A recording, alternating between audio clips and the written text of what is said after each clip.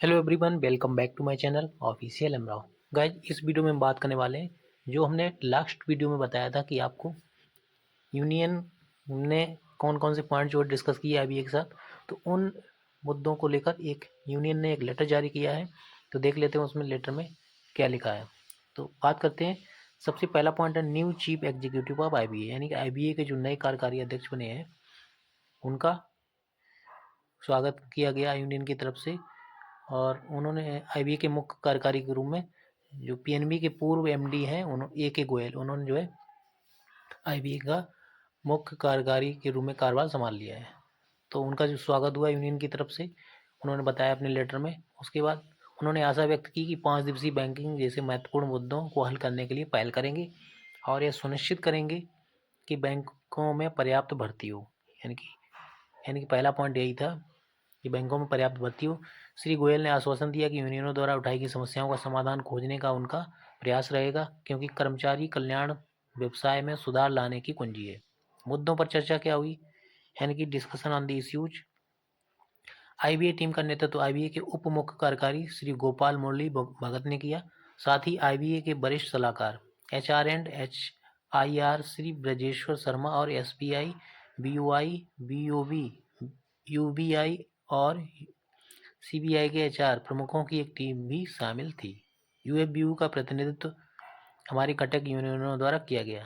अन्य चर्चा किए गए कुछ महत्वपूर्ण मुद्दे इस प्रकार हैं, जैसे भर्ती यानी रिक्रूटमेंट्स के लेकर ये चर्चा हुई। पूरा ये लेटर उन्होंने इसमें बताया कि be demand adequate recruitment of staff in the branch, यानी कि हमने शाखाओं में कर्मचारियों की पर्याप्त भर्ती की मांग की, जिसके अभाव में शाखाओं में कर्मचारियों द्वारा काम का बोझ अधिक है। हमने बताया कि पिछले कुछ वर्षों में बैंकों में लिपिक और उप कर्मचारियों की संख्या में भारी कमी आई है, ये यूनियन की तरफ से कहा गया। हमने आगे बताया कि कर्मचारियों को इतनी कमी के कारण अधिकारियों को लिपिकीय कार्य करने के लिए काउंटरों पर बैठने के लिए मजबूर होना पड़ता है, जो अन्यथा उनके कर्तव्यों का हिस्सा नहीं है। ये भी बात की गई यूनियन की तरफ से, और जो बदले में उनके स्वयं के कर्तव्यों के उचित निर्वहन को प्रभावित करता है। इसके अलावा यूनियन ने क्या किया, उप कर्मचारियों और हाउसकीपरों की भर्ती न करने के मौखिक निर्देश हैं, जिसके कारण बड़ी संख्या में लोगों को अस्थायी और आकस्मिक आधार पर रखा जा रहा है। इस बात पर भी चर्चा की गई, जो एक स्वस्थ और वांछनीय अभ्यास नहीं है। उसके बाद यूनियन ने सभी मौजूदा रिक्तियों को भरा जाना चाहिए, इस पर बात की। और प्रक्रिया शुरू करते समय पात्र अस्थायी कर्मचारियों को वरीयता दी जानी चाहिए, यानी जो अभी टेम्पररी काम कर रहे हैं उनको वरीयता दी जानी चाहिए स्थायी होने के लिए। उसके बाद में यूनियन ने कहा है कि ये भी समझाया कि शाखाओं में अपर्याप्त कर्मचारियों के कारण ग्राहकों और बैंकिंग जनता के ग्राहक सेवा में अपर्याप्तता से चिढ़ने और शाखा कर्मचारियों पर अपना गुस्सा निकालने की घटनाएं बढ़ रही हैं। उसके बाद आईबीए ने जवाब में कहा कि प्रत्येक बैंक की अपनी जनशक्ति नीति है, जिसके अनुसार भर्ती की जाती है, इसलिए यूनियनों के विचारों से सदस्य बैंकों को अवगत कराया जाएगा। उसके बाद हमने बताया कि सरकार को प्रमुख हितधारक के रूप में इस महत्वपूर्ण मुद्दे में तत्काल और प्रभावी रूप से हस्तक्षेप करना चाहिए, ताकि बैंकों को सभी बैंकों में पर्याप्त कर्मचारी उपलब्ध कराने की सलाह दी जा सके। नेक्स्ट पॉइंट है लीव बैंक सिस्टम, इस पर चर्चा की गई।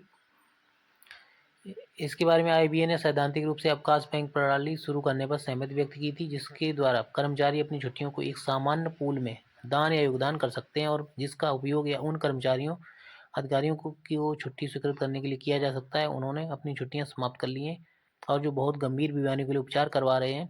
तौर तरीकों पर चर्चा की गई और जल्द ही जल्द योजना को अंतिम रूप देने के लिए इस मुद्दे पर आगे चर्चा करने के लिए निर्णय लिया गया। उसके बाद ग्रुप मेडिकल इंश्योरेंस स्कीम, यानी कि समूह चिकित्सा बीमा योजना, इस पर क्या बात हुई, सेवानिवृत्त कर्मचारियों के लिए प्रीमियम का भुगतान बैंकों द्वारा किए जाने की यूनियन की मांग पर आईबीए ने सूचित किया कि लागत पहलू आदि का आकलन करने के लिए इस पर और चर्चा की आवश्यकता है।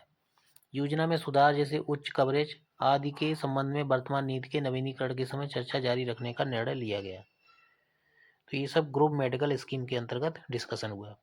नेक्स्ट पॉइंट है, उनको भी डिस्कस कर लेते हैं। नेक्स्ट पॉइंट की अगर बात करें तो updation of pension improvements in x gratia, यानी कि पेंशन का अद्यतनीकरण, अनुग्रह राशि में सुधार। इसके बारे में आईबीए ने बताया कि यह मुद्दा अभी भी न्यायालय में विचाराधीन है। अनुग्रह राशि में सुधार की हमारी मांग पर आईबीए ने सुझाव दिया कि चालू वित्त वर्ष समाप्त होने के बाद इस पर चर्चा की जा सकती है।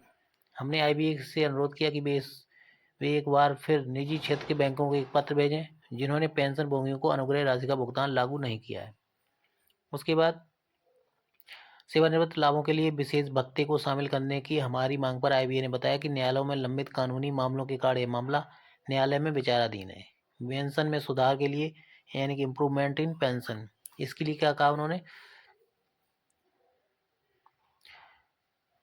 पेंशन में सुधार के लिए उन्होंने सुझाव दिया कि वर्तमान पेंशन योजना में सुधार किया जाना चाहिए, जैसे 20 वर्ष की सेवा के बाद पूर्ण पेंशन, पिछले महीने के वेतन या पिछले 10 महीनों के औसत के आधार पर मूल पेंशन की गणना, 70, 80 और 90 वर्ष से अधिक आयु के पेंशन भोगियों के लिए अतिरिक्त पेंशन, न्यूनतम पेंशन 10,000 रुपये आदि। आईबीए ने हमसे जांच और अवलोकन के लिए इस पर एक नोट उपलब्ध कराने का अनुरोध किया। अनुशासनात्मक कार्रवाई प्रक्रिया में परिवर्तन, इसके बारे में क्या हुआ, यानी changes in disciplinary action procedure. हमने आईबीए को सूचित किया कि उप समिति में अंतिम रूप से की गई चर्चाओं के आधार पर कर्मचारियों के लिए मौजूदा प्रक्रिया में संशोधित किया जाना चाहिए। आईबीए ने वार्ता समिति के साथ मामले का अनुसरण करने पर सहमति व्यक्त की। अधिकारियों के संबंध में इस मुद्दे पर एक छोटी समिति भी आगे चर्चा करने पर सहमति व्यक्त की गई। सभी पेंशन भोगियों के लिए एक समान डीए फार्मूला, यानी कि uniform DA formula for all pensioners. इसमें क्या बात हुई, हमने मांग की, यानी कि यूनियन के द्वारा मांग की गई कि 12th बाईपार्टाइट सेटलमेंट या 9th नोट के बाद पेंशन भोगियों पर लागू डीए फार्मूला सभी पेंशन भोगियों पर लागू किया जाना चाहिए। आईबीए ने संकेत दिया कि वे इस मुद्दे पर चर्चा करने के लिए तैयार हैं यदि संशोधन लागत तटस्थ होगा और बैंकों पर कोई अतिरिक्त लागत नहीं आएगी। यूनियनों से इस मुद्दे पर आईबीए को एक नोट प्रस्तुत करने का अनुरोध किया। अनुकंपा आधार पर नियुक्ति योजना, यानी कि monetisation of LFC for officers, हमने अनुरोध किया कि 5% की वर्तमान सीमा वास्तविक भर्ती के बजाय उपलब्ध रिक्तियों के आधार पर गणना की जाए ताकि पात्र लंबित मामलों पर विचार किया जा सके। हमने नियुक्ति के बदले में एक विकल्प के रूप में भुगतान किए जाने वाली अनुग्रह राशि में वृद्धि का भी सुझाव दिया।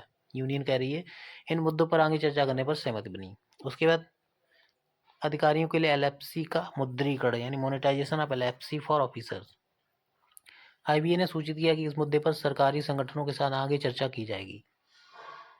नेक्स्ट है 18/3/2025 को सीएलसी द्वारा सुलह बैठक। ये जो है अभी नेक्स्ट जो डेट है मार्च में, उस पर चर्चा की जाएगी। चूंकि आईबीए ने लंबित शेष मुद्दों पर चर्चा करने के लिए बैठक की व्यवस्था की थी, इसलिए हमारे महत्वपूर्ण आंदोलनात्मक मुद्दे जैसे प्रति सप्ताह 5-डे बैंकिंग को शुरू करना, ये मेन मुद्दा है 12th बाईपार्टाइट सेटलमेंट का, जो कि अभी तक इम्प्लीमेंट नहीं हुआ, जो हो जाना चाहिए था। 5-डे बैंकिंग की शुरुआत करना, एनपीएस से ओपीएस पर स्विच करने का विकल्प आदि पर विचार नहीं किया गया। हमारी हड़ताल की सूचना के मद्देनजर मुख्य श्रम आयुक्त ने 18 मार्च 2025 को दिल्ली में सुलह बैठक बुलाई है, जिसमें इन सभी मुद्दों पर चर्चा की जाएगी। इस सुलह बैठक के परिणाम से सदस्यों को यथासमय अवगत करा दिया जाएगा। ये लेटर जारी हुआ है जिसमें AIBEA, IBA, BEFI, NCBE और कई जो है संगठन हैं जिन्होंने अपना सहमति व्यक्त की है, और हो सकता है आगे स्ट्राइक के लिए आपको कॉल की जाए। तो गाइज कैसा लगा आज का वीडियो कमेंट करके जरूर बताइएगा। वीडियो को शेयर कर दीजिए, चैनल को सब्सक्राइब कर लीजिए। Thank you for watching this video.